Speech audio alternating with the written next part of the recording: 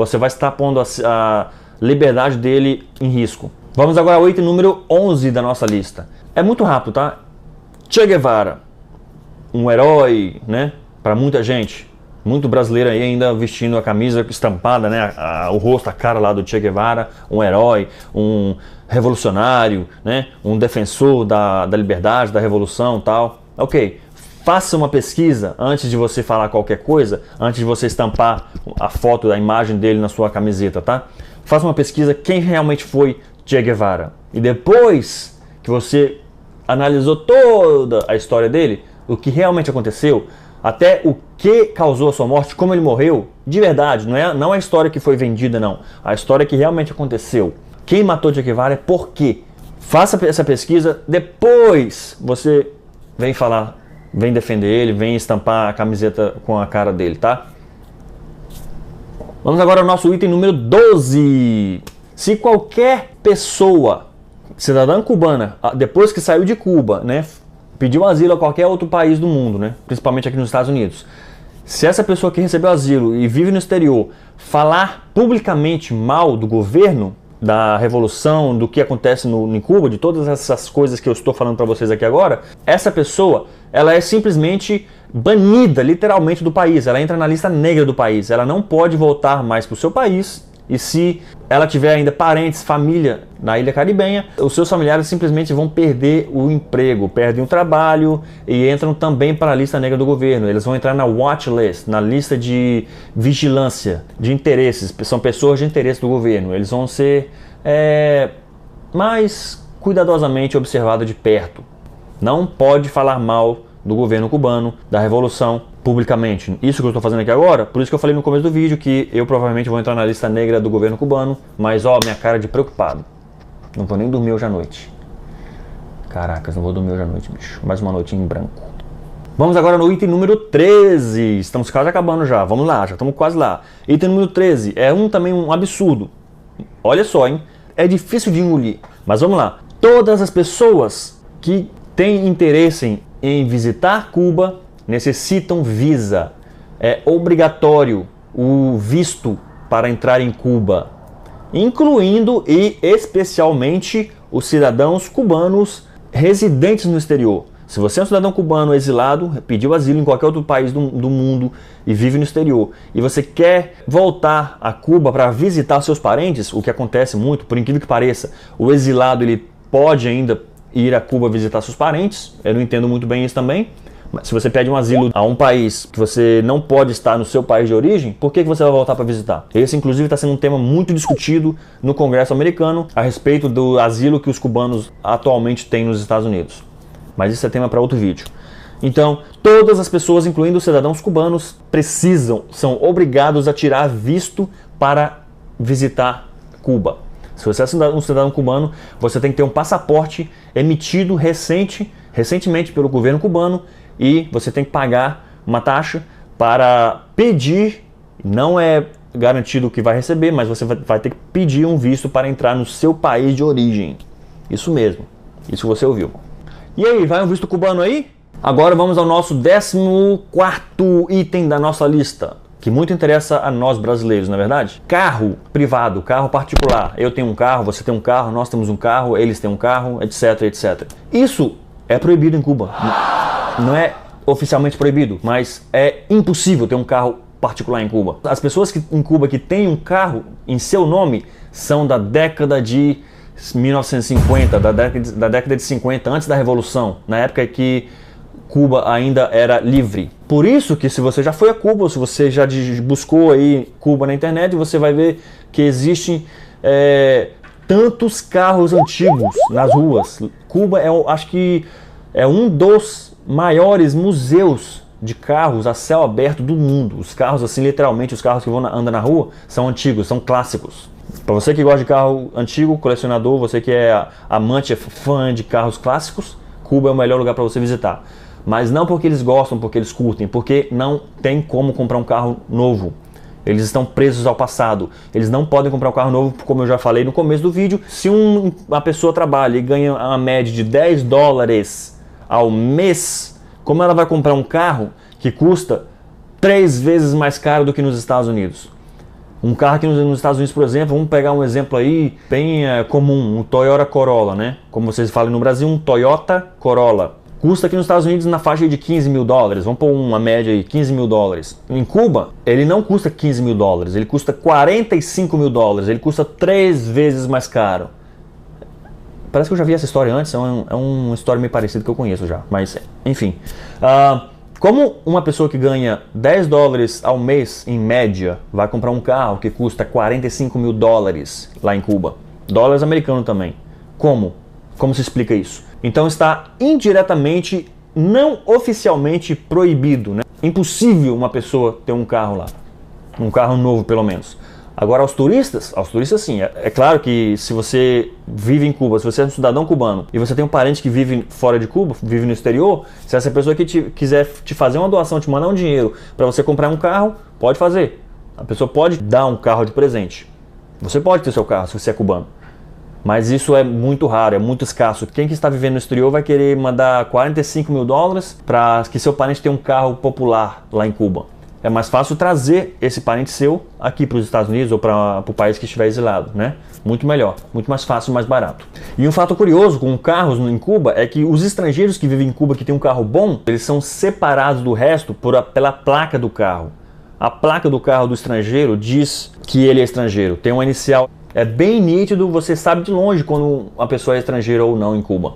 O estrangeiro tem todo o direito de ter um carro novo. Ele pode comprar a hora que ele quiser, ele não é proibido, não tem tantas restrições quanto a um cidadão cubano comum. Vamos ao item agora número 15 da nossa lista, tá? De itens que você provavelmente não sabia sobre Cuba. Os médicos que foram importados para o Brasil, né, pelo programa Mais Médicos, tem uma pegadinha aí que muitos de vocês sabem, mas a maioria não sabe ainda. O governo brasileiro diz que paga 10 mil reais para cada médico cubano que foi trabalhar no Brasil através do programa Mais Médicos. Se o governo brasileiro paga isso ou não, eu não sei, eu não vejo nenhum documento quanto a isso, nunca vi e não sei se está realmente sendo feito isso ou não.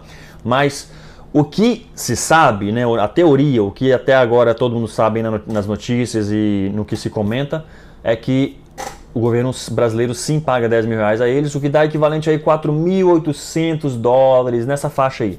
4.800, 4.900 dólares, tá? Americanos. Porém, desse dinheiro, o médico que está lá no Brasil trabalhando realmente só recebe 1.245 dólares. Tá aí na faixa aí de 2.500, 2.700 reais. O restante desse dinheiro é repassado à OPAS, Organização Pan-Americana da Saúde. E a OPAS manda esse dinheiro para Cuba, para uma conta em Cuba, e fica lá. Ninguém sabe do paradeiro desse dinheiro. Ninguém quer saber. Originalmente se dizem que eles recebem esses 1.240 e poucos, 1.200 e poucos dólares todos os meses. Porém, há relatos de pessoas em Cuba e de familiares aqui nos Estados Unidos que afirmam com toda certeza, com toda segurança, que os médicos cubanos no Brasil recebem muito menos do que isso na verdade. Desses 1.200 e poucos dólares que dizem receber, que o governo brasileiro diz pagar a eles, eles recebem mais ou menos a metade disso, que dá na casa de 600 dólares ao mês, e a outra metade fica retido em Cuba, né, numa conta em Cuba, que só vai ser devolvido ao médico se ele retornar a Cuba, se ele, depois que acabar o contrato com o governo brasileiro e ele retornar de volta a Cuba. Isso para garantir que ele vai voltar para o país e vai continuar trabalhando ali de escravo, né, para o governo cubano. Porque mais um segredo a vozes, todas as pessoas, todos os cubanos sabem disso, que todas as pessoas que têm oportunidade de sair de Cuba, elas saem, não interessa para onde, vão para onde tiver que ir para depois migrarem para os Estados Unidos. Né? O país sonho dos cubanos é Estados Unidos. O alvo, o objetivo principal de todo cubano é Estados Unidos. Então todos os atletas, todos os médicos, todas as pessoas com habilidades extraordinárias, na primeira oportunidade que elas têm de sair de Cuba, elas vão, não interessa para onde. E de lá elas se viram e vêm para os Estados Unidos. Já houve casos aí noticiados aí no Brasil de alguns médicos do programa Mais Médico que racharam aqui para os Estados Unidos, na primeira oportunidade que eles tiveram. Por que será, né? E o 16º item da nossa lista não é o último de tudo o que acontece lá em Cuba, porém é o último da nossa lista por causa do tempo. Eu selecionei apenas os melhores. O 16º item da nossa lista é o CDR, é o Comitê em Defesa da Revolução. Consiste de pessoas selecionadas pelo governo para vigiarem o seu vizinho. Em cada bloco de cada cidade, de cada região ali, cada estado, o que seria no Brasil estado, né? Mas em Cuba não existe estado, existem províncias, né? Em cada bloco de cada cidade, de cada província em Cuba, no país inteiro, tem pelo menos uma pessoa encarregada pelo governo de vigiar os seus vizinhos, de tudo que eles fazem, do que eles comem, do que eles vestem, do que eles falam, do que eles possuem, de tudo, tudo, literalmente. São totalmente vigiados e controlados. Pelo menos eles dizem oficialmente pelo menos uma pessoa, né? A organização diz que tem pelo menos uma pessoa. Porém, isso é muito maior, esse número é muito maior. Estima-se, né? A população diz que estima-se que está pelo menos em 50%. 50% da população de Cuba pertence à CDR, a Comissão em Defesa da Revolução. Então lá, basicamente, é como se você no Brasil tivesse que pensar: eu não vou falar sobre tal assunto com o fulano porque eu não sei se ele realmente é meu amigo ou se ele é um membro da CDR e vai me denunciar depois. E esses membros da CDR, eles são recompensados, eles recebem recompensa por cada denúncia que eles fazem. Cada denúncia que eles fazem de alguém, de um cidadão, eles recebem recompensa, como cruzeiros grátis pelo Caribe, né, nos barcos do governo, recebem hospedagem grátis em hotéis mantidos pelo governo, recebem certas regalias, né, que são coisas, são privilégios para poucos. E além ainda dessas pessoas que são pertencentes à CDR, que são pessoas físicas, vizinhos, pode ser qualquer pessoa na rua que você estiver caminhando e conversando, que você encontrar na sua frente, existe também as pessoas que você não vê, as ocultas. Porque em cada chamada telefônica, cada vez que uma pessoa liga para Cuba de fora, não interessa se a pessoa que está chamando é cidadão cubano ou se é estrangeiro, não interessa. Qualquer chamada do exterior para dentro de Cuba, ela é monitorada, é vigiada. Cada palavra dita, cada respiração, cada pensamento que você tiver no telefone está sendo monitorado. Você que achava que o Brasil foi vítima da NSA, da National Security Administration aqui dos Estados Unidos, né? Que o governo americano estava vigiando aí, espionando vários países do mundo, inclusive o Brasil, você não sabe de nada, inocente. Você não conhece ainda o sistema de vigilância do governo de Cuba. Como vocês acham que eles conseguem manter a segurança e o poder por mais de 50 anos? Como? Eles sabem de tudo que está acontecendo no país, até fora do país. Se uma pessoa que vive no exterior combinar algo com um parente ou um amigo em Cuba, no dia seguinte a polícia já está na porta lá, tocando na porta e levando a pessoa presa, e às vezes, dependendo da gravidade do negócio, até a pessoa até desaparece, até some do mapa. Isso não é brincadeira, tá? Isso são relatos de pessoas que realmente viveram isso e algumas ainda até hoje vivem isso. Não é brincadeira, isso é sério. Bom, e aqui acabamos nossa lista de apenas 16 itens, mas se você for pesquisar na internet você vai encontrar esses e muitos outros muito mais graves e super importantes, super sérios. Isso é só uma pequena amostra, tá? Eu estou tentando pelo menos abrir um pouquinho da visão dos olhos aí de quem ama Cuba, de quem ama o socialismo, de quem admira esse país, admira o governo, essa forma de governar, defende o governo, defende os seus governantes e defende essa ligação que esse país tem com o Brasil. A presidente brasileira e o governo brasileiro convidando esse líder cubano para o Brasil, para encontro, a reunião, seminário, congresso do Fórum de São Paulo, deixa o líder cubano se hospedar na Granja do Torto, na residência oficial da presidência da República, coisa que nenhum outro chefe de Estado de nenhum outro país do mundo teve esse privilégio. A residência é reservada apenas para a presidência brasileira. O líder cubano foi o único que teve o privilégio de se hospedar nessa residência. Depois de estar lá já implantado lá de hóspede, ainda ofereceu almoço lá, jantar, não sei, churrasco. E convidou mais pessoas de fora. Convidou ninguém mais, ninguém menos do que Nicolás Maduro, presidente da Venezuela, onde é outro assunto, para outro vídeo, né?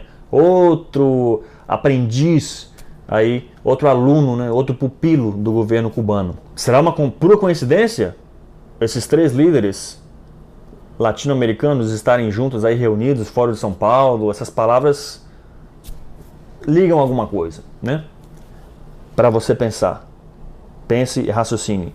E antes de você falar qualquer coisa relacionado a defender socialismo, defender comunismo, pense bem.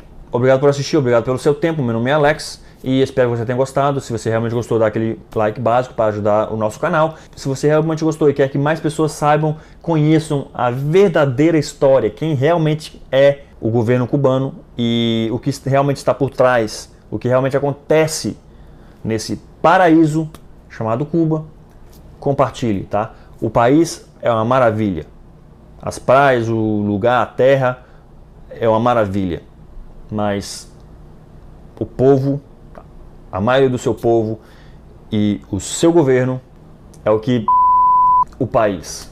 Valeu, galera. Obrigado, um abraço, até o nosso próximo vídeo e fui!